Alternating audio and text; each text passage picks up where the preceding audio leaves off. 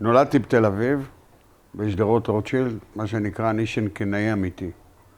גדלתי בתל אביב, גמרתי תיכון בתל אביב, וגויסתי לצבא.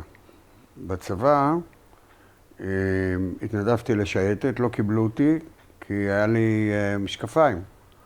ואז אמרתי שהצבא ישלח אותי לאן שהוא רוצה, ולקחו כאלה שהיו מדריכים בצופים וזה, שלחו אותנו לפהד, פיקוד הדרכה שלא קיים כבר היום בצה"ל, והיינו מיועדים לקורס מ"כים, קורס קצינים. סיימתי קורס מ"כים, לא נראה לי הסיפור הזה של פיקוד הדרכה,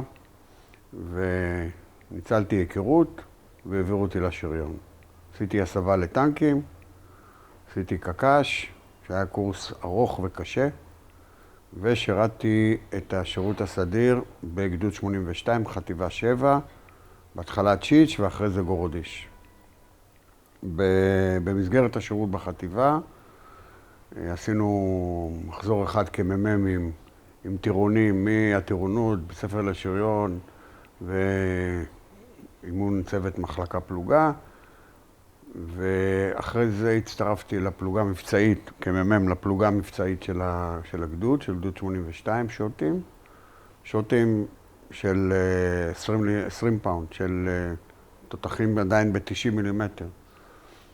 ובמסגרת השירות הזה השתתפתי בקרבות עם הסורים, קרבות על המים, ואז כבר היו לנו תותחים 105 מילימטר, עם הצלפים המפורסמים. ירינו בטרקטורים 10 קילומטר, והשתתפתי בסמואה. השחרור שלי למעשה היה מהגבול, מהצפון, בלי חופשת שחרור. לקחו אותי במכונית לבקו"ם והשתחררתי. כמה שנים יצא לך לשרת? 3 שנים? יצא לי לשרת במחזור הכי קצר בתולדות צה"ל, אז כדי שאני אהיה שנה קצין, הייתי צריך לחתום קבע איזה חודשיים, 3, וחתמתי את הקבע הזה והשתחררתי. היה לחץ... הייתם בקבע כמעט 3, בסדיר 3 שנים. היינו בסדיר, כן, כמעט 3 שנים. 2.5 פלוס חצי שנה קבע. ואיך היה הרגשה שלך להיות טנקיסט, בקצין טנקים? אני חושב שבתור בחור בן 19, אתה נותנים לך לפקד, אז היו 4 טנקים במחלקה, אתה מרגיש מלך העולם. כאילו אתה מרגיש עוצמה גדולה מאוד ויכולות, ואני רוצה להגיד שהיינו באמת מקצוענים. קודם כל, זה היה מחזור אוגוסט הראשון, היה טליק הגיע, וקודם כל דבר ראשון הוא דרש לתרגם את כל הספרים של הטנקים, ואז גילו שצריך למשל לשטוף את המצננים. אחרי כמה שעות עבודה, והרמה עלתה, טליק היה עושה לנו בחינות כמה ברגים יש במחיצת מנוע, עד היום אני זוכר שהיו 18 ברגים, והגענו באמת לרמה מאוד מאוד גבוהה של תפעול הטנקים. לא היו אז משימות כמו היום שאנשי צוות עושים שמירות בהתיישבות, עושים מחסומים, עושים פעולות משטרה. אנחנו עלינו על הטנקים וירדנו מהטנקים בשחרור. ולא היה בעיה של שעות מנוע, אבל לא היה בעיה של תחמושת. ירינו כמה שרצינו, ובתרגילים, וכל הזמן היה התרגול של זה, חוץ מהניסיון המבצעי שהיה בירי בימי קרב מול הסורים, ואחר כך בסמואה, ואחרי זה השחרור. היה עליי לחץ גדול שאני אחתום קבע, אני סירבתי,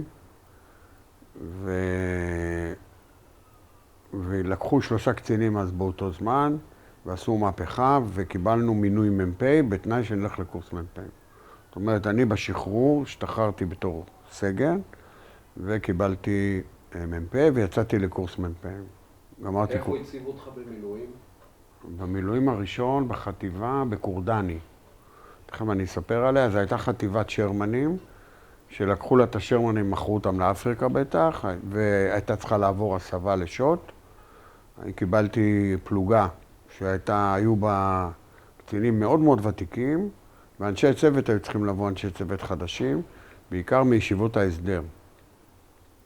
וזה היה סידור חדש, אז הם עברו הסבה לשריון, החבר'ה של ישיבות ההסדר, אלה שעד לחמו ב-679 ב-73. ותכף אני אספר על העניין הזה. רק תציין, באיזה שנה השתחררת מהצבא? השתחררתי מהצבא בפברואר 1967. פברואר 1967. זאת אומרת, גם בשנה של ששת הימים. בשנה של ששת הימים. אחרי חצי שנה גויסתי לצבא למילואים לששת הימים ועברתי את תקופת ההמתנה. מאחר והפלוגה שלי הייתה בתהליך הסבה, עוד לא היה לה אנשי צוות ולא היה לה טנקים. אז לקחו את כל הקצינים של החטיבה ועוד כל מיני חבר'ה, ועשו אותנו כוח שהיה תחת פיקודו של נחום זקר. איפה ישבתם? ישבנו בהמתנה מול המצרים. בדרום? בדרום, המתנה. ובאיזה חטיבה הייתם? היינו תחת המסגרת, היינו כוח עצמאי בהתחלה, היינו כוח עצמאי. ובשלב הראשון של מלחמת ששת הימים, ממש בהתחלה, גורודי שמע שאני באזור, והוא צירף אותי לחטיבה, ואסף את כל החבר'ה של המחלקה הצפונית של הקרב על המים, כל הצלפים, שלום כהן, מוליק בר, משי, כל החבר'ה האלה, והקים כוח של צלפי טנקים, שאני פיקדתי עליו. הוא היה כוח של 6 טנקים, נדמה לי, ו2 ג'יפי סיור, והתפקיד שלנו היה לבוא ולטפל בטנקים שלא ראו מהם הרבה וירו. זאת אומרת, טנקים מצרים. והיינו באים ופותרים את הבעיה. באמת היו חבר'ה מאוד מאוד כישרונים. אתם הייתם כאילו כוח? כוח עצמאי, תחת המח"ט, כן. בביר גפגפה, הגענו לביר גפגפה, שמאי קפלן, שהוביל את החטיבה, חטף טיל או פגז ונהרג. והמח"ט, הכוח שלי היה במאסף.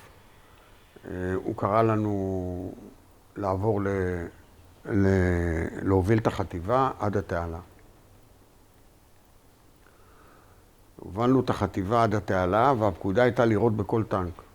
בין אם הוא מאויש או לא מאויש, בין אם המנוע עובד או לא עובד, כי הייתה תופעה שהמצרים היו בורחים מהטנקים וחוזרים לטנקים כשהדרגים היו עוברים ויורים בדרגים. וזאת הייתה הפקודה, לראות בכל טנק, ואנחנו נסענו וירינו והדלקנו טנקים בדיונות שמה, ונסענו משני צידי הכביש שמוביל לתעלה. וקצת לפני התעלה הותקפנו על ידי זוג פנטומים של חיל האוויר הישראלי, כי עברנו את קו תאום הפצצה. לא היה עוד פנטומים, היה פנטום, בטח ששת הימים, אז אולי ווטור או משהו. לא, מיראז', משהו כזה, נכון, לא היה פנטום. מיראז', היה מטוס צרפתי, כן. לא היה מטוסים אמריקאים. כן, היה מטוס צרפתי, זה משהו כזה. ואנחנו הותקפנו, הם פספסו, השני לא ירה, וכשהגענו כמעט עד התעלה, עצרו אותנו, ומבחינת הפעילות המלחמתית זה היה סוף המלחמה עבורי. לא היה הרבה אויב, לא היו בעיות קשות במיוחד. איך היה ששת הימים מול אחר כך יום כיפור? תשמע, ששת הימים היה זמן להכין את הטנקים, כי הייתה תקופת המתנה.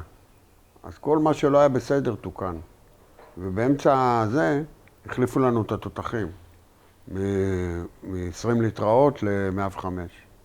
אז היה לנו גם תחמושת 105, והיינו בודקים כל היום, וכל יום היינו עושים תאום כוונות, וכל יום היינו מניעים וזה. הטנקים אחרי, לא יודע כמה זמן הייתה המתנה, נדמה לי חודש או משהו כזה.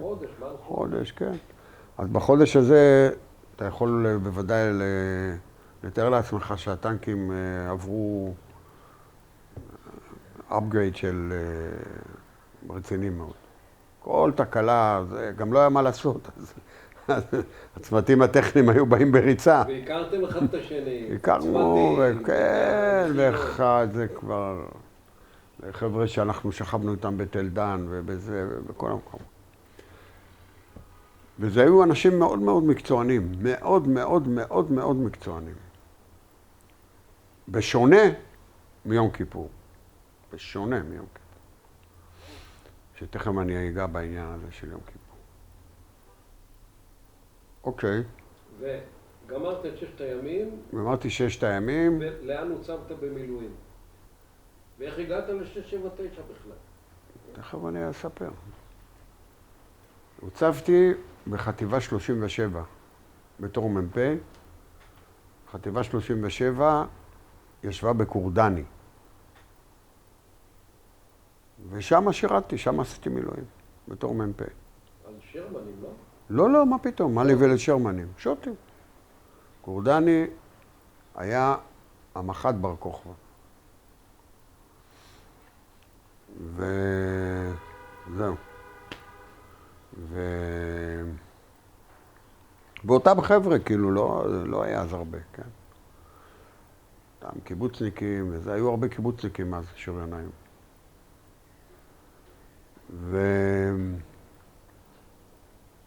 ואז הצטרפתי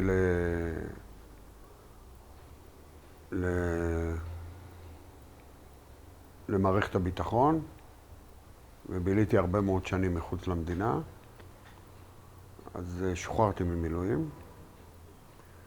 וכשחזרתי, אז הצבתי לחטיבה 500, התחלה סמג"ד, אחרי זה מג"ד, אבל לא עשיתי מילואים.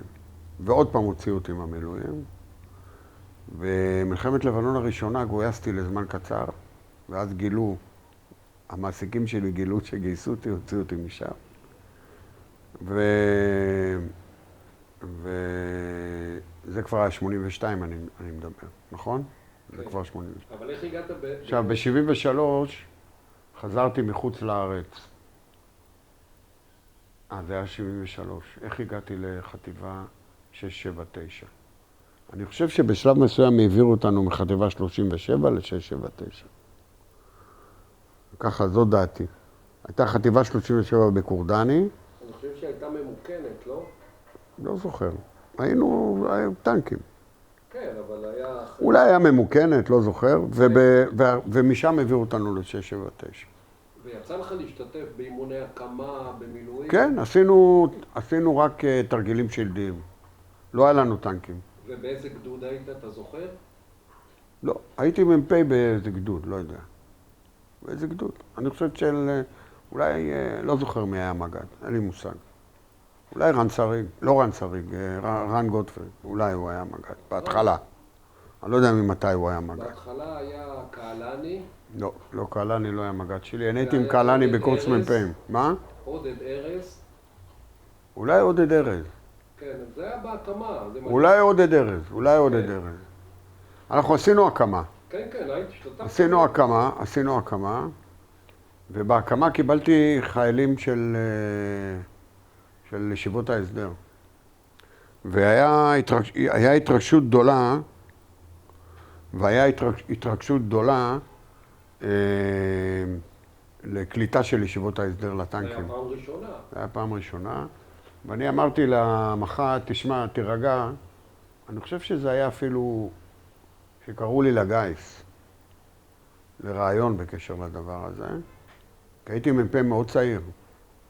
כאילו, זה פעם ראשונה, היינו 3 מהגדוד, 2 טיפה יותר ותיקים ממני, אני הייתי הכי צעיר, שמונו כמ"פ מיד עם השחרור. זה עוד לא היה ככה, זה היה חידוש. אני חושב שמצא חן בעיניהם איך שתפקדתי בסמואה ובכל התקריות וזה, היה בסדר. למרות שסירבתי לגורודיש לחתום קבע, והוא צעק עליי וזה, וחבל שלא נכנסתי לך לבית סוהר, כי נסעת בג'יפ בלי רישיון, זה כל הסיפור. בסדר. טוב, ואז עשינו את ההקמה של 679, ועשינו סיור מפקדים, אני חושב, ברמת הגולן, ועשינו תרגיל שלדי בקומנד קרים עם ניווטים בלילה, ועשינו את האימון הקמה הזה. ואני לא זוכר מי היה המח"ט. זה לא היה אורי. שטנגל היה. מי? שטנגל. טנגל? כן. לא יודע. אורי החליף אותו ב-73. זהו. כמה חודשים לפני המלחמה. זהו, אז את אורי אני לא... אבל אורי הכרתי אותו מעולה מחטיבת 7. כן. הוא היה מפה סיור, והוא היה חבר מאוד טוב של יוני. וכשהיינו בביר גפגפה, אחרי המלחמה, היינו בביר גפגפה, חטיבה 7, אז פגשתי אותו הרבה, הוא היה שם. בקיצור, היינו חברים כאילו, אורי וזה. אורי, ינוש, למרות שהם יותר מבוגרים ממני. הכל בסדר. בקיצור, הגיע יום כיפור. ביום כיפור אני למדתי בירושלים, נשלחתי ללמוד בירושלים, וגרתי עם בחור שהוא היה בשנת ההתמחות שלו כרופא. קוראים לו אורי אלמליח, שרצוי מאוד שתראיין אותו. לימים, אחרי המלחמה, הוא קיבל את אותה מופת, וזהו, היה רופא בחטיבה. אם אתה רוצה, אני אגיד כמה מילים. אבל רצוי מאוד שתראיין אותו, אם הוא יסכים. לא בטוח שהוא יסכים. הוא גיבור גדול.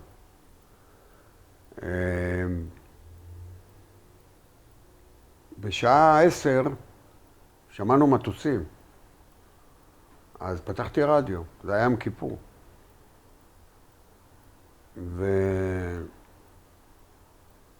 הערתי את אורי,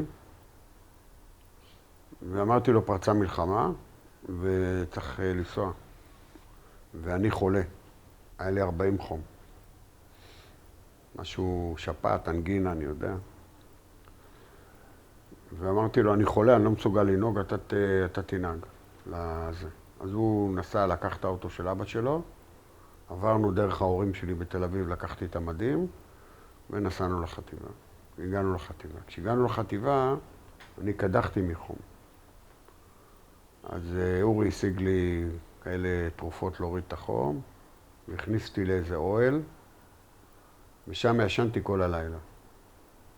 עד הבוקר, בבוקר הייתי בריא. זאת אומרת, בתהליך ההצטיידות... ההתחלה. מה עשיתי בתהליך ההצטיידות? לקחתי את אורי למח"ט, ואמרתי לאורי, יש פה בחור רופא. התגייס אותו, הוא היה קצין בנחל מוצנח. התגייס אותו.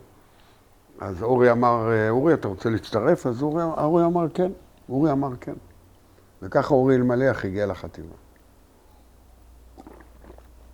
במילה אחת, למה כדאי לך לראיין את אורי אלמליח?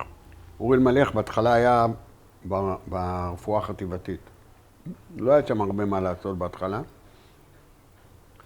ואז הסמח"ט, זה שנפטר לא מזמן, לב אימן, צירף אותו אליו, ועשה ממנו כוח חילוץ, מחר הוא היה קצין צנחנים, הוא ידע לנווט, וגם רופא, אז הוא עשה ממנו, נתן לו נגמש, ועוד נגמש, 2 נגמשים, והוא היה צוות חילוץ פצועים. אנחנו לא פינינו פצועים במלחמה, כידוע לך. אתה יודע את זה שלא פינו פצועים.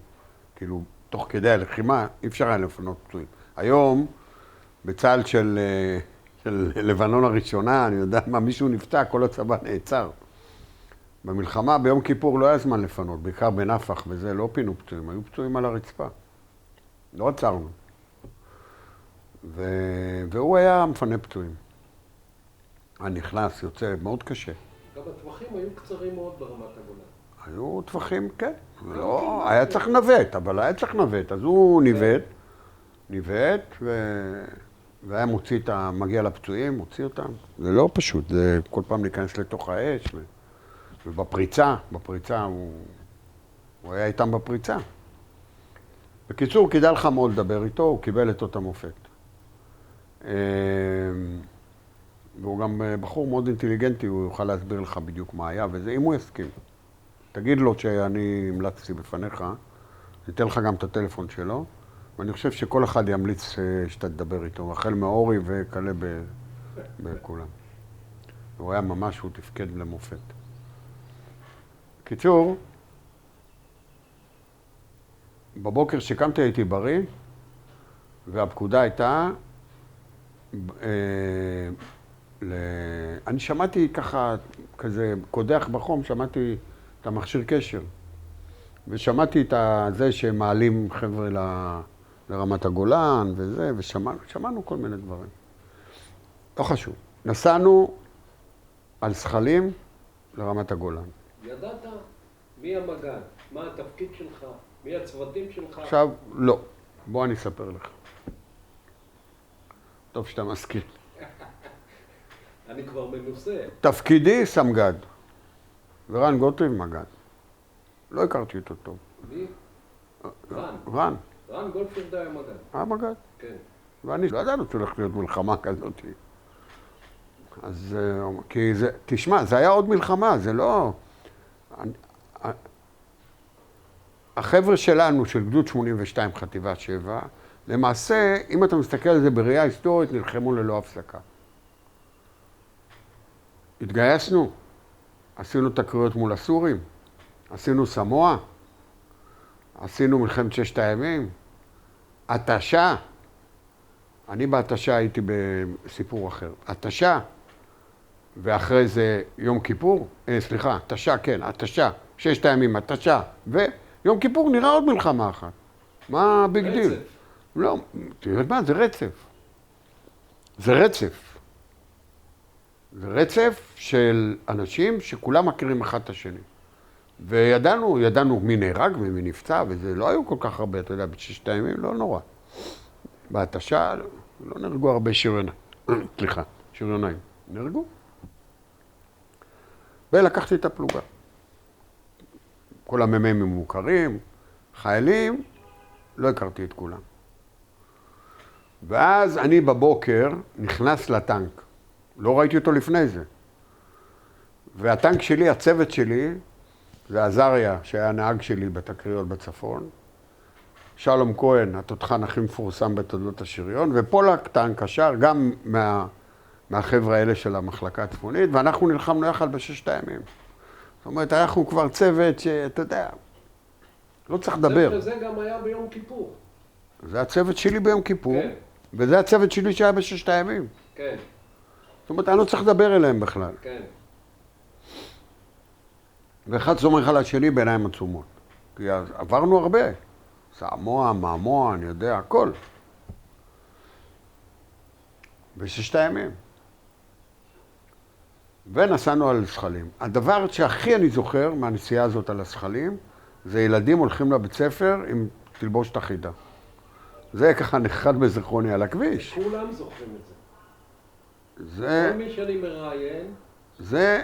אני זוכר את זה, אני מסתכל מהטנק ואני רואה ילדים הולכים לבית ספר. אני אומר, מה הולך פה? אתה יודע, לוקחים קלות, יענה עוד פעם, מה זה? באים לגשר בנות יעקב, אני רואה, מכינים את הגשר לפיצוץ. אמרתי, משהו מסריח פה. מה זה מכינים גשר לפיצוץ? ועולים למעלה, מגיעים לבית המכס העליון, ועוצרים שמה, ואני יורד מהטנק, ופגשתי שם את אורי למשל, שהוא עם התאגד החטיבתי, עם הרופא החטיבתי, בינתיים, עד שמן לקח אותו. והיה עיכוב גדול שמה, והתחלנו לנסוע. עכשיו כמה מילים על הטנק. בטנק שום דבר לא עבד. לא היה קשר פנים. קשר חוץ התקלקל מיד. שום דבר. כלום. ירי היה. זאת אומרת, היה מעגל ירי. ה-PRC עבד, המכשיר קשר עבד, אבל אפשר היה לדבר עם המיקרופון. זה לא נכנס לאוזניות. למה? כי לא היה קשר פנים. עכשיו, מאחר והיינו מקצוענים, באמת מקצוענים, אני לא צוחק. אז למשל, את הנהג רתמתי ברצועות. מצאתי רצועות, ורתמתי אותו ימינה, שמאלה. במהלך הדרך, איכשהו, אני זוכר, אולי הקשר פנים מסתדר. אבל לא היה קשר. אבל אפשר היה לדבר במכשיר. ואז אני לא זוכר בדיוק מה היה. היה לך מפות, תורות קשר? לא היה לנו מפות, היה לנו עוזי, בלי תחמושת. בלי תחמושת עוזי. הטנק לא היה, אני עליתי על טנק שלא הכרתי, לא ידעתי כלום. לא אני זיוודתי אותו. זה היה נורא. עכשיו, טנקים מטאור, מנוע בנזין. החטיבה עמדה, אתה מכיר את הסיפור שהחטיבה עמדה לפני הסבה, ולא נגעו בטנקים. רוב התחמות שלנו היו בכלל מאיכים. לא היה הרבה חשים בכלל. קיצור, על הפנים. טנק על הפנים. טוב, זה מה יש. ואז, כאילו, אנחנו נוסעים לפגוש את אורי ליד הקיבוץ. אתה יודע. בצד קילומטר דרום, בעין זיוון. בעין זיוון. כן. כאילו, על הקו שם. הוא היה, אור היה עם החטיבה. כן. באזור 109. כן. פתחת קונטרה דרום. כן. והגדוד של רן, שעלה... 8. יצא ב8, הגיע... 7 יצאנו, הגענו בשעות... קצת לפני הצהריים, הגיע לנפח. כן. עכשיו, אמרתי לך, עצרנו איזה שעה בבית המכס העליון, בפקק. ואז ראינו משאיות באות, ואת הרגליים של החיילים ההרוגים. על הברזנט הם בלטו. אמרנו, אבל לא דברנו לאורי, והתחיל להיות ריח של מלחמה. הריח הזה אתה מכיר את הריח הזה של מלחמה. התחיל להיות ריח כזה לא טוב, ונראה לי משהו... לא. ופגשתי את האורי הזה, אמרתי לו, אורי, יאללה, עוד מלחמה, נתראה בדמשק. כשהתחלנו, עברנו את נפח, את השער של נפח, קיבלנו פקודה לפנות ימינה, ולהיערך להגנה על נפח. ואז כל הגדוד של רן פנה ימינה, אני זוכר שאני סימנתי לפלוגה שלי בדגלים. אחד שהיה, הוא נהרג, הבן של השגריר, הוא נהרג. בן נתן, הבן של אשר, הוא נהרג על ידי, הוא הוביל את הפלוגה, אחרי זה אני, ואחרי זה 2 מחלקות. היה אז כבר רק 3 מחלקות, לא היה 4. שמעת את המג"ד בקשר? אני לא זוכר מי נתן לנו את ההוראה בקשר. כן, אמרנו, נדמה לי שרפול עלה על הרשת. רפול עלה על התדר. ואמר, מהר ימינה וזה. אני מכיר את הקול שלו טוב, את הקול של רפול.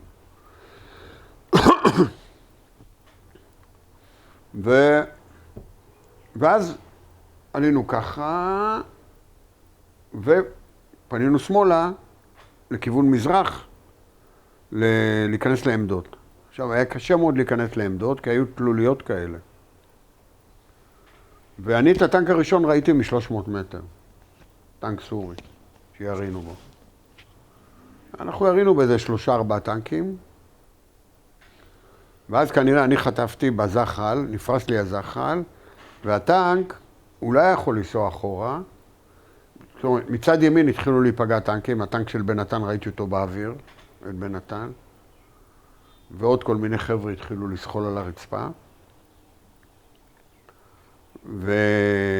ואני חושב, טנק רביעי או 50, משהו כזה, ושלום מתפקד כמו שהוא יודע.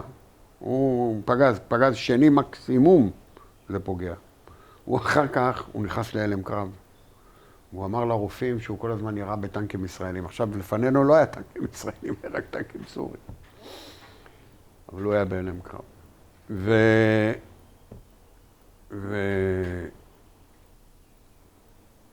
נתקענו ככה, בלי זחל ככה, אי אפשר לזוז. ממש מדרון קדמי, כי אי אפשר לצאת אחורה, יש שם תלוליות. אני לא יודע אם אתה מכיר את האזור הזה. יש שם בולדרים, זה נורא. נתקענו ככה, ונתתי פקודת נטישה לטנק, ויצאנו שלום פולק, עזריה יצא, על הסיפון חטף כדור. ונהרג. שם, על הטנק. שמנו אותו בצד, הוא כבר היה מת. ואז לקחתי את כל החיילים שהלכו, והתוכנית שלי הייתה לעלות על ציר הנפט. לעבור את הכביש. עכשיו, בכביש נסעו סורים. בכביש הזה הרגיל. נסעו סורים. אמרתי, אני אמצא מעביר מים, נעבור למטה במעביר מים. עכשיו, אתה כבר לא זוכר כל כך את זה. הגענו לציר הנפט. בציר הנפט פתאום אני רואה ג'יפים מגיעים. אני עושה לו כך, כאילו אני בטרפ. הייתי מבודח כזה, היינו עם עוזים בלי... אני חושב לא היה כדורים, או כן היה כדורים, היה לנו מחסנית אחת. היה צחוק כזה. ואני עוצר רפול. הוא ג'יפ ועוד נגמש מאחורה. הוא אומר לחיילים שהיו איתי, תעלו לנגמש ואתה תיכנס פנימה. נכנסתי, ישבתי מאחורה, אז הוא מסתובב אליי ואומר לי, תגיד, איפה הטנקים שלך? קצין. אני אומר לו, ואיפה החפ"ק שלך? אבל זה חפ"ק אוגדתי, זה לא נגמר. הוא ג'יפ ונגמש. נגמש מלא פצועים. בזה נגמרה השיחה. אחר כך הגענו לאיזה מקום, בלילה, ששם היה, כאילו, הוא עשה חפ"ק זמני כזה. שמעתי אותו מדבר עם ינוש. הוא אומר לו, תחזיק מעמד וזה. זה היה על ציר הנפט צפונה קצת. כן. מנפח, איזה כמה קילומטר. כן, כן, כן. שם היינו עכשיו, בערך ב-9, ב-10 בלילה, אני הייתי כאילו אמר לי, לך תאבטח. עכשיו, זה הכל מאולתר. תפוס עמדת תאבטח. אמרתי, מה? אז נתנו לי איזה משהו, אני יודע, איזה כלי, איזה 03, לא יודע מה. והלכנו לאבטח. באמצע, אחרי ב-9, 10, משהו כזה, הוא קרא לי, ואמר לי, תשמע, יש פה נגמש עם 10 פצועים. חלקם קשה, חלקם קל. קח את החבר'ה שלך, את הצוות שלך, היה לי את שלום ואת פולק ואת הפצועים. לא, הוא לא אמרתי ככה, אני לקחתי אותם, ואמרתי, סע, תפנה אותם. אמרתי, לאן? הוא אומר, תפנה אותם. הג'יפ סורי ייקח אותך לכביש. נסענו לכביש, עברנו בדרך מאוד קרוב לחניון של סורים. עלינו על הכביש, הג'יפ נסע, ואני עם הנגמש הזה, דגם אחיד, עם פצועים, צועקים, בוכים, מלא דם למטה, נוסעים לראש פינה. הגענו לראש פינה, המלחמה, הכל סגור. מה אני אעשה? אין לי טלפון נייד, אין לי אסימון, צלצל, מה רוצים? אמרתי, אני אלך למשטרה.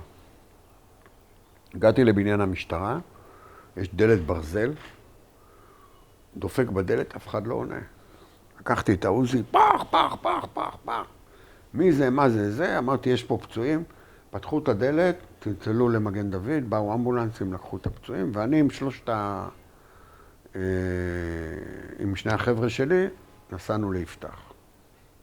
גם אני פצוע, יש לי רסיסים בשני הרגליים. גם הפעלנו 05, אני הפעלתי 05 מהצריח, כי היו חיילים מסתובבים של הסורים. אז ה-05 הזה דרש ממני להיות כמעט, אתה יודע, אתה עומד על הכיסא, אז לא יודע מה, פוצץ משהו על הזה, כל הרגליים שלי היו מלאות רסיסים. והתחלתי להרגיש לא נוח עם זה. באנו ליפתח, אמרתי לשני החבר'ה שלכו לנוח. אני ראיתי ששלום הוא מזוגג קצת, ופולק בסדר. אמרתי, לכו לנוח. הלכתי לשליש, לקחתי ממנו את האוטו, ונסעתי לבית חולים בצפת. בית חולים בצפת, אמרתי להם, תשמעו, תנו לי טטנוס ואני הולך. מה אתה הולך? חתכו לי את הזה, הורידו לי את המחציים, אמרו, אתה נשאר פה.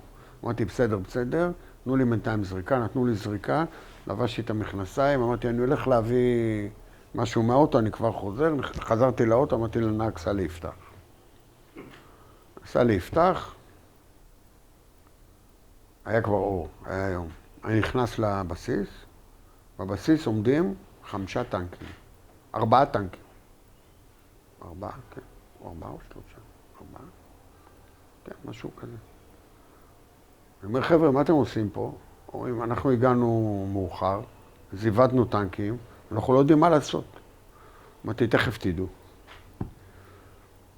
הלכתי לשליט, אמרתי לו, תביא את הרשימות של האנשים, שאני אדע מי זה האנשים האלה. מילאנו דלק, מצאתי טנק בשבילי, ואני רוצה לעלות למעלה. אמרתי... זה היה ביום שני או ביום שלישי? שני, בבוקר. שני בבוקר. שני בבוקר. יום ראשון הייתה זה, יום ראשון היה עם רפול, עם הפינוי של הפצועים. בלילה, יום שני בבוקר. בערך 11. אחרי שעשיתי את הסיבוב בבית חולים וחזרתי עם הזריקה, 11, 12, משהו כזה. אמרתי לקשלה הזה, אני לוקח את הטנקים האלה ועולים למעלה.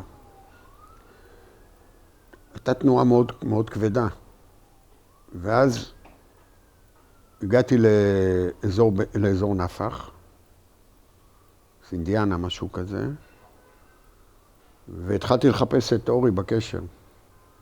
20. בינתיים הטנק שלי, זה שנטשנו, הפגוע, חטף עוד משהו והתפוצץ. וכשהסורים נסוגו מנפח, אורי ראה את הטנק שלי, היה בטוח שאני הרוג. ואז 20, הוא ענה. עמדתי כאן פרלוב, שמעתי חפת ממנו האוויר ככה. אמרתי, יש לי פה 5 טנקים. עכשיו, שתבין, 5 טנקים האלה היו חצי ממה שהיה לאורי. זה היה כאילו, בא הצבא אדום, לא הוציע אותו. הוא כותב את זה בספר. הוא אומר, זו הייתה הנקודה הכי נמוכה בכל המלחמה. הם ישבו באיזה מקום, הם הקימו איזה חפ"ק, שכל הזמן היה מופגז. כל הזמן טפטפו פגזים, והם ישבו ככה שם. ואני הגעתי אליו בלילה כבר. הוא שלח אליי ג'יפ, הג'יפ מצא אותי, והגענו עם כל הטנק. אנחנו יום שני בלילה. נכון? כן. יום שני בלילה.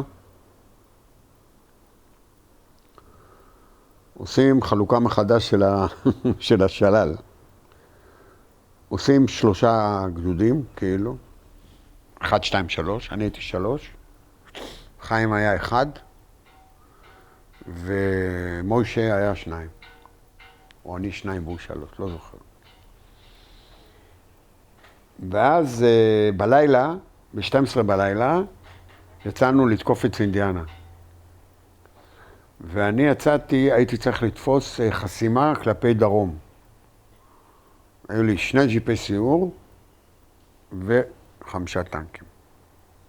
כולם, כל הטנקיסטים, ישיבות הסדר. רוב, חוץ מהטנק השאר שלי. ביום שלישי בלילה. בלילה. אנחנו נערכים בלילה לחסימה, 5 טנקים, 2 ג'יפי סיור ואני. זה יום שני בלילה. לא, זה יום שלישי בבוקר. בבוקר, התקופה סורית. התנועה הייתה בלילה. כן. אנחנו רואים, איך שמאיר השחר, אנחנו רואים רחוק טנקים וזה, לא ידענו אם זה טנקים שלנו, לא טנקים שלנו, כן ביררנו, לא ביררנו, ירדנו פגז, לא חשוב, ונגמר הדלק. עמדנו כל היום, אתה יודע, מוכנים לירי. מוכן לירי, זה עובד, המנוע. תעלה לעמדה, תרד מעמדה, זה. ראינו את ההסתערות של דנון. וחיכינו כל רגע, אבל אמרנו בואו תדלק קודם. תדלק ואז נצטרף. בטח נמשיך בתנועה. זו הייתה התקפה המוצלחת שלהם. וירדנו טנק לתדלק. עד שהגיע התור שלי, ואני ירדתי עם הטנק לתדלק, ואמרתי, אני אדבר מהג'יפ עם אורי. כי זה הציק לי, ואמרתי, אולי נראה גם את אורי, את החבר שלי, שישלח אותו, ייתן לי זריקה או משהו, אז אני אראה אותו בינתיים. והתיישבתי על הג'יפ ודיברתי עם אורי. אני מעניינים, והשמש זרחה, ציפורים צייצו, הכל נחמד. והנהג המכלית עומד על ידי, וזה עומד, והסיירים וזה, ואני יושב על יד הנהג, עם הרגליים ככה למעלה, והרגליים שלי התנפחו. אז אני זוכר שביקשתי מהנהג מסעית, מהנהג מכלית, הכרתי את כולם, מהגדוד. זה היינו, הכרתי את כולם. אמרתי לו, תוריד לי את הנעל, לא יכולתי להוריד את הנעל, הרגל הייתה נפוחה.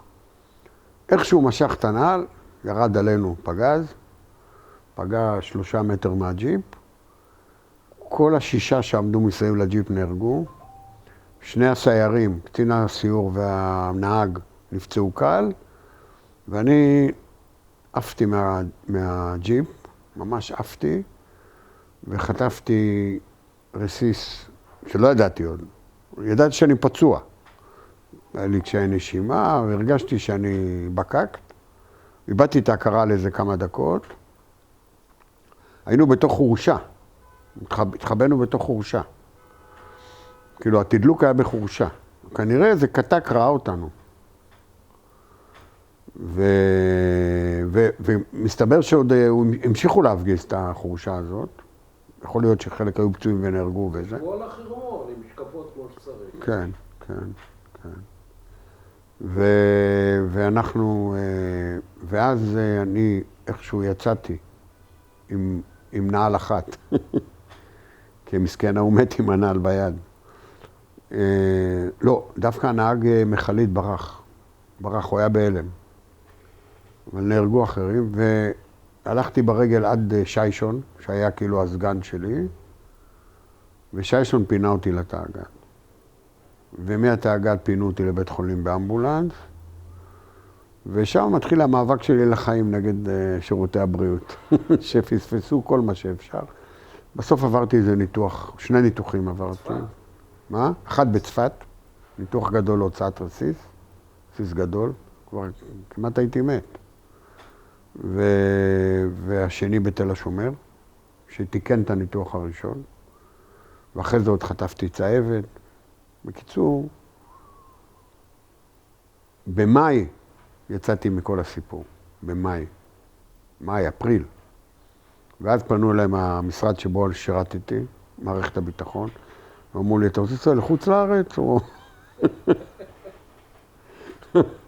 אמרתי, אני נוסע לחוץ לארץ. אבל תביא פתק מהרופא שאתה בריא. הבאתי פתק שאני בריא.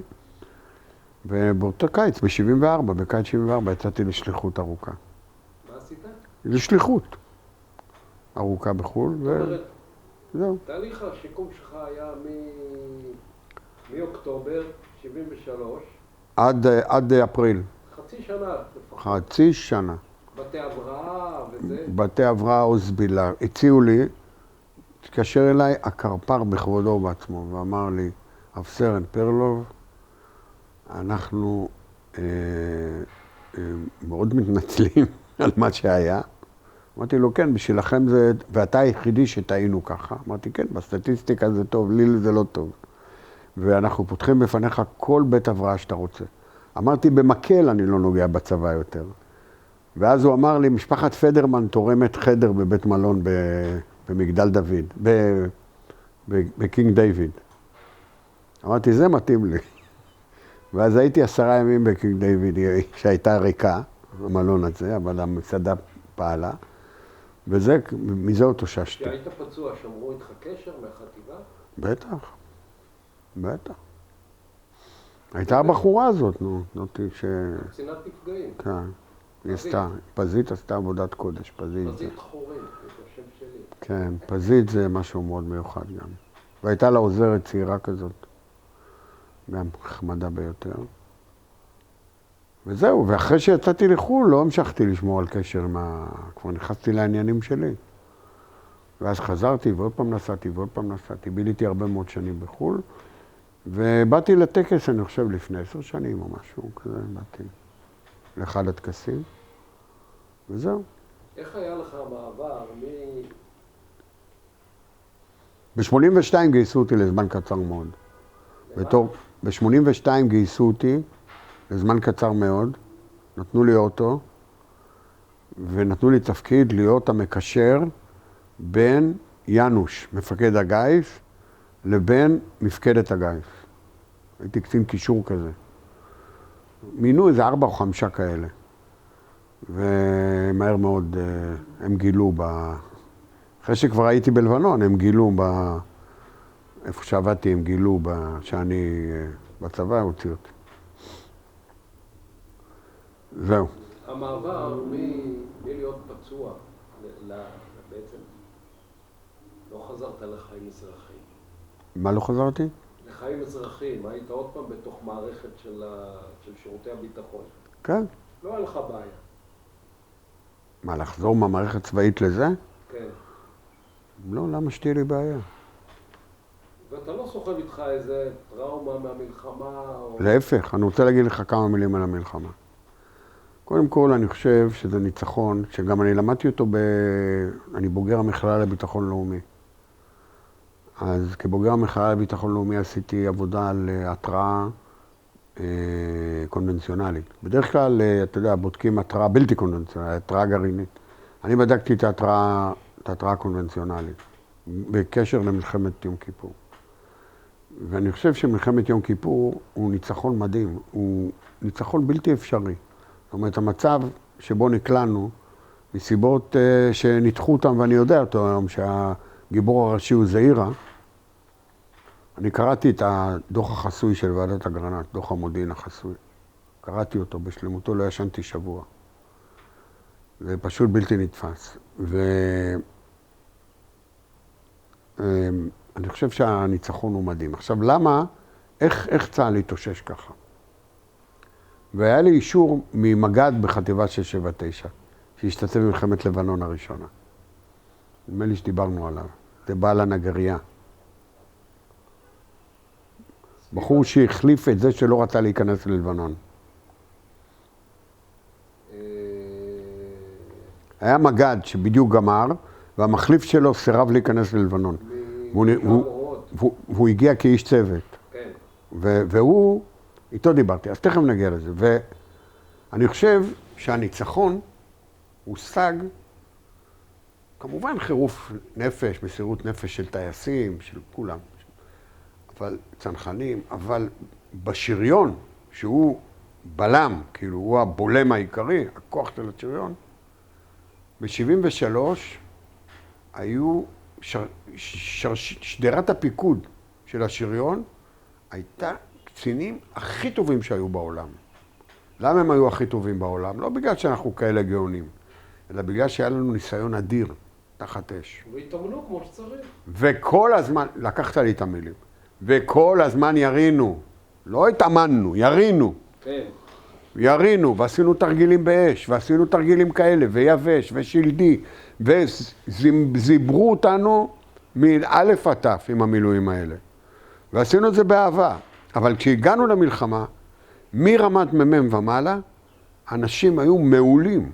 הם הכירו את הטנקים, והם נלחמו עם זבל, חטיבת 679, סלח לי על המילה, נלחמה עם זבל, לא עם טנקים. ומזל שהיה מן שעוד איכשהו הציל את העניין והביא בכלל... אתה יודע שאני ראיתי טנק מפוצץ עם תחמושת מג. אתה יודע, על שוט. מג, תחמושת מג מפוזרת מסביב לטנק. כל המקלעים היו 0.3 כמובן. אז זה רק בזכות העסק הזה, ומסירות הנפש של הבחורי ישיבה האלה, שהתפללו ונלחמו. תראה, כשלקחתי את 5 טנקים האלה, זה לא אותם 5 שהבאתי, הוא פיזר אותם. אבל 5 טנקים שכאילו גדוד 3, אז היה צריך להעביר אותם לאותו תדר, נכון? אני יכול לדבר איתך, אתה שרנאי יותר מנוסה ממני. והיה צריך להעביר אותם. עכשיו, מה עושים? הטנקים חשוכים, אחד פה, אחד פה, אחד פה. לפי מספרי צדק הלכנו. עכשיו, איך תעביר אותם לאותו תדר? הכל חשוך, אנשים ישנים מתים בפנים. נסעתי עם הג'יפ, טנק. הייתי עולה למעלה, נכנס לטנק, מעיר את המפקד, מעיר את אנשי צוות, עושה איתם שיחה, מאיפה אתה, מי אתה, לא שאני זוכר מה אמרו לי, מאיפה אתה, מי אתה, איך קוראים לך, מה אמרו זה. אומר למפקד, תעביר את התדר, מסתכל שהוא מעביר את התדר, יורד למטה או לא עונה לי. עולה חזרה למעלה, הוא ישן. עד כדי כך הם היו אחרי הקרבות האלה של נפח. ועד לקח, אני חושב איזה שעתיים, עד שהעברתי 5-6 טנקים, 7 טנקים היינו. 7 אני חושב. עד שהעברנו אותם לאותו תדר. אתה יודע, את המכשירים האלה, את הווירצי. אז הם היו די גמורים, החבר'ה. אבל המת"קים, בעיקר קצינים, מת"קים קצת פחות, אבל הקצינים היו הרבה קיבוצניקים, הרבה אנשים טובים ביותר. עשו לנו הכשרה כמו שצריך. כמו שצריך. עד ששמו לנו דרגות על הכתף, כן. הוציאו לנו את הנשמה. כן, הקורס הכי קשה שלי בחיים היה קק"ש. היה מפקד שלו, ששון. קרא אותנו כפי שלא קראו. ועוד בלילה היינו יושבים, בשבתות היינו יושבים עם שרשרים. אתה לא שרשרת, היה לך מכונה. אנחנו שרשרנו כדורים בתוך הסרטי בד. כשהיינו יורים, היה כואב הלב. היינו יודעים מה מחכה לנו. אז ההכשרה הייתה טובה מאוד, וההכשרה המעשית. הרבה פעמים היינו תחת אש. חיינו על הטנקים. מה? כן. 3 שנים חיינו כן, על הטנקים. כן, כן. בלי סיפורים. כן. אבל גם הרבה ניסיון קרבי. הרבה ניסיון קרבי. מבצעי, והיינו מדברים תכלס. זאת אומרת, היה כל הזמן סיורי קו, ומודיעין, וזה, ופה. היה צבא טוב. כן. מה אמר המג"ד של הזה, ובזה אנחנו מסיימים? תשאל כמה שאלות שאתה רוצה. מה המג"ד אמר? ההוא מהנגריה, הנגר. הוא אמר, אתם ב-73, עכשיו הוא 679, אתם ב-73 הוצאתם 140% מהטנקים המזוינים שהיו אז, אנחנו הוצאנו 60-70% מהטנקים המשוכללים שהיה לנו ביום בלבנון. הוא אומר, זה ההבדל. זה נכון, צודק. זהו. להפסיק את ההקלטה? כן. מה? אתה רוצה לשאול שאלות? שאל שאלות. שאלתי מה שאני יכול. שאל שאלות, מה שאתה רוצה. אבל זה העניין. העניין הוא, תראה, אני רוצה להגיד לך שגם בדקתי את העניין של קודם כל הכניסו פה איזה משהו, אתה יודע, לא יודע אם זה תכונה יהודית, לבכות, בכי. הכניסו איזה עיני בכי תמרורים, כמובן, אני לא מדבר על ההרוגים, אבל, והפצועים והמשפחות שנהרסו. אבל עצם הלחימה ועצם המלחמה של 73 היא משהו מדהים. זה פשוט לא יאומן. זה לא נס. אני לא מאמין בניסים. אבל למה הסורים עצרו? הסורים עצרו? הם עצרו כי ירו בהם. הסורים... או לא רצו להילחם בלילה, למרות שהיה להם ראיית לילה. הגדוד שלכם, של רן, שאתה היית בו, בזה שהוא ירד מהכביש, באזור נפח, והם פתאום רואים 20-21 טנקים מולם. 200 מטר. והגדוד הזה יצא מכלל פעולה. כן. אבל פתאום הם נעצרו, כי הם הבינו... שיש עוד. שיש טנקים. כן. ואז אורי אור באו להם מזרח. כן, כן. וחיים דנון, כן. בא להם... תראה, גם אנחנו הדלקנו להם כמה טנקים. זה לא שהם יצאו מאיתנו בזול לגמרי. כמובן שאם היינו נערכים קודם, כמו חטיבה 7, תראה, מה הייתה היתרון הגדול של חטיבה 7? הם היו בעמדות הכי טובות שיכולות להיות, וחיכו. אם אנחנו היינו צריכים לבחור עמדות, ומחכים, התוצאה אולי הייתה יותר טובה. כן. אבל הגדוד הפסיק להתקיים, כי הם פגעו לנו בהרבה טנקים. תשמע, אם אני לא הייתי נותן את הפעולת נשישה, וגם לא יכולתי להילחם, לא היה לי הגבהה כבר, לא היה לי כלום. זה היה חתיכת ברזל. אבל הגדוד הזה של רן, שבסופו של דבר הוא מיד יצא מפעולה. כן. גם לא היה לו קשר. אבל הוא לא היה שליטה. הוא גרם לסורים כן. להגיד משהו כן. קורה פה, אנחנו טנקים עוקפים אותנו. תשמע, זה היה מזל גדול שהגדוד הזה יצא מאוחר יחסית ולא הגיע לשם. כן. עכשיו, זה גם היה ברור לנו, אני אמרתי את זה ברעיון שמשודר כל הזמן בזה, ותשקוט הארץ. לא, או לא, בחטיבה, שראיינו אותי בחטיבה. אמרתי, וגם אני חושב שמה, אמרתי, כשעמדנו בעמדות, זה מעל נפח, העמדות, זה גבוה. אז ראיתי את העמק. עכשיו ראיתי את עמק החולה, אמרתי, עמק החולה, זה הילדים הולכים לבית ספר. ובלילה ראיתי את המשטרה סגורה וזה נפש חיה ברחובות, אמרתי, בינינו ובין חיפה, אנחנו. זו הייתה תחושה אמיתית. זאת אומרת, זה עלה לי, זה לא סיפור שאני מספר לך כאילו איזה ציונים ואיזה נהדרים ואיזה מוטיבציה. עלה לי המחשבה הזאת, שאני עמדתי שם בעמדה וראיתי את הסורים עולים, בין הסורים האלה וחיפה זה אני. או הגדוד, הפלוגה. דרך אגב, אני לא יודע מה הפלוגות האחרות עשו. אין לי מושג. אם הם באמת גם הם ירדו מהכביש. אבל אני הורדתי את הפלוגה שלי בכביש עם דגלים. ירו, אבל... עם דגלים. אבל לאן הם הגיעו? הם היו עוד קדימה? עוד דרומה? אני רוצה רגע את כן. אתה יכול לשאול להתייעץ עם חיים אם להעלות את עמנואל ברגר. לא, את עניין עמנואל ברגר. לא, לא. לא? זה לא מוסיף. לא, זה סתם. אוקיי, עכשיו אני אגיד לך למה הסיפור הזה הוא כאילו שנוי במחלוקת. כי המשפחה התנגדה לפרסם אותו, כי הם אמרו שזה מציג אותו כאילו שהוא מפחד. וזה לא נכון, הוא מציג אותו בתור גיבור, פולק. לפני שעלינו ממחנה מיפתח, חזרה, עם הטנקים האלה שלא ידעו מה לעשות, מצאתי אותם בבוקר, של יום שני. את זה פינינו, את שלום פינינו, עזריה נהרג, שר פולק. פולק היה מורה להתעמלות, ואיש, לא ידעתי שהוא בן של ניצולי שואה, זה לא ידעתי, אבל איש בחור יפה תואר, מנתניה.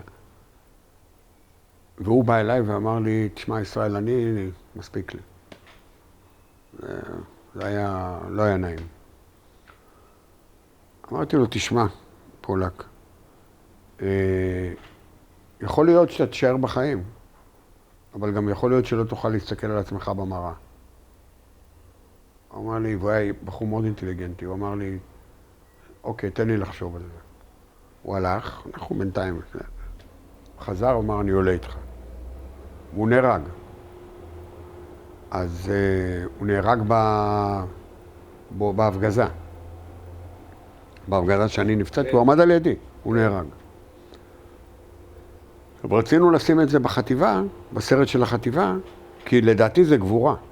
ואני אומר שם, ואני אומר לך גם, שהבעיה הגדולה ביותר זה לצאת ולהיכנס שוב. זה הבעיה הכי גדולה. אתה נלחם וזה, אתה יודע, אתה נלחם קצת על חייך גם, ואתה נלחם של החברים וזה, אתה נלחם. האינסטינקטים שלך, שריון, אתה נלחם. אתה יוצא, ואתה רואה חיים רגילים כאילו, אין בעיה. ואתה צריך לחזור לשדה הקרב, לזבל הזה, זה קשה מאוד. זה האומץ האמיתי. הוא התגבר על זה, ועלה איתי. עכשיו שואלים אותי, אם בתור מפקד, אני מתחרט נגיד, או משהו, על המהלך הזה. אמרתי, התשובה שלי היא לא. התשובה שלי, שזאת מנהיגות. אם אתה הולך עם הבן אדם, עכשיו, תראה, שלום, הוא היה בהלם. אז אני רוצה להוריד את כל ענייני שלום, בסדר? אני שכחתי. שלום תוריד. רק שהוא נלחם וזה, והוא היה טנקיסט נהדר. אבל שלום היה בהלם. זה היה ברור שהוא בהלם קרב. אז פינינו אותו מיד. אני אמרתי לו, תיסע, זה בסדר, אין בעיה. אבל פולק היה בסדר גמור. רק היה בו איזה משהו, והוא התגבר עליו ובא. וזה גבורה אמיתית. זה לא צחוק. עכשיו, לנו המפקדים זה יותר קל. אני ראיתי 5 טנקים, אפילו לא עלה בדעתי אם אני הולך לעשות משהו אחר. זה לא היה בכלל במחשבה. רגע, לעלות, לא לעלות, כן לעלות. זה ברור לגמרי. חבר'ה שמה וזה, אתה קצין, אתה מ"פ, אתה זה סמג"ד. אתה עולה. אין בכלל בעיה, אבל כאיש צוות זה הרבה יותר קשה להתגבר. מה שאתה מפקד שיודע שהם מסתכלים עליך. זהו.